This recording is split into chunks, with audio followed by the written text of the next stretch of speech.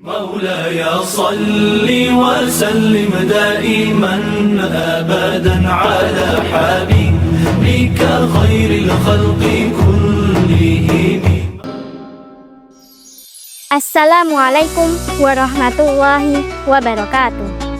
Hamdan wa syukran lillah. Assalatu wassalamu ala asrafil anbiya'i wal mursalin Sayyidina wa maulana Muhammadin wa ala alihi wa ashabihi ajmain, amma ba'du. Puji syukur kehadirat Allah Subhanahu wa ta'ala yang telah memberikan kita rahmat, hidayah, dan nikmat bagi kita semua. Salawat dan salam tetap tercurah limpahkan kepada junjungan Nabi besar Muhammad SAW yang telah membawa kita dari zaman jahiliyah menuju zaman yang terang benderang, yakni ad-dinul Islam. Dalam kesempatan kali ini, izinkanlah saya membawa kultum yang berjudul Pemuda Islam di Era Digital. Berbicara mengenai pemuda Islam 4.0 di era digital pasti identik dengan masa muda, masa yang hebat luar biasa, dikarenakan masa mudalah masa yang paling tepat untuk senantiasa taat kepada Allah Subhanahu wa ta'ala. Hal ini seirama dengan yang dikatakan oleh ulama tafsir Al-Quran Syekh Abu Al-Bisi Katsir yang menyatakan dalam kitabnya Syabban wa huwa quwwatu ba'da do'af, bahwa masa mudalah masa yang penuh dengan kekuatan, yang sebelumnya diisi dengan masa yang penuh dengan kelemahan. Sehingga pantaslah proklamator kita, Insinyur Soekarno pernah berkata, "Give me 10 young men, I will shake the world." Beri aku 10 pemuda, maka akan aku guncangkan dunia. Hadirin rahimakumullah. Masa 4.0 adalah kenikmatan dari Allah Subhanahu wa ta'ala, yang dimana dianugerahi bentuk pikiran yang maju ke depan, maka melihat masa depan tangan dapat bersalaman meskipun berjauhan, serta wajah yang bisa dipercantik dengan filter Instagram. Maka gunakanlah, wahai pemuda Islam, untuk menyempurnakan memanfaatkannya dengan baik dan benar.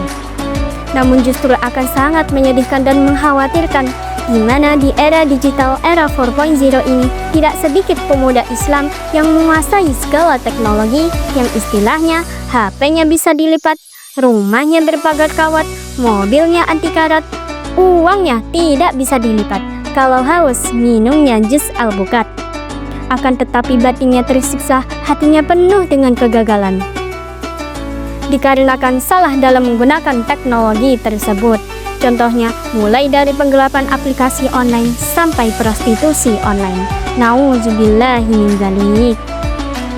Padahal Syekh Mustafa Al-Hulayani, salah satu tokoh Mesir, pernah mengatakan dalam syairnya, "Inna fi yadi syubbani amrul ummati wa fi aqdamihim hayyataha," bahwa di tangan para pemuda Islamlah urusan umat dan kehidupan ini digenggam, dan pada kaki-kaki merekalah hidup dan mati umat ini.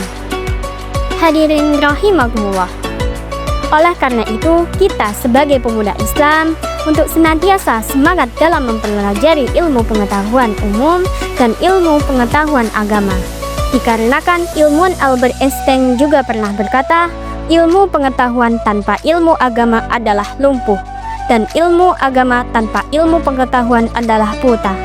Apabila kedua ilmu tersebut saling melengkapi, maka cita-cita kita sebagai pemuda Islam menjadikan Indonesia yang maju di era digital, era 4.0 ini akan terwujud. Amin amin ya rabbal alamin.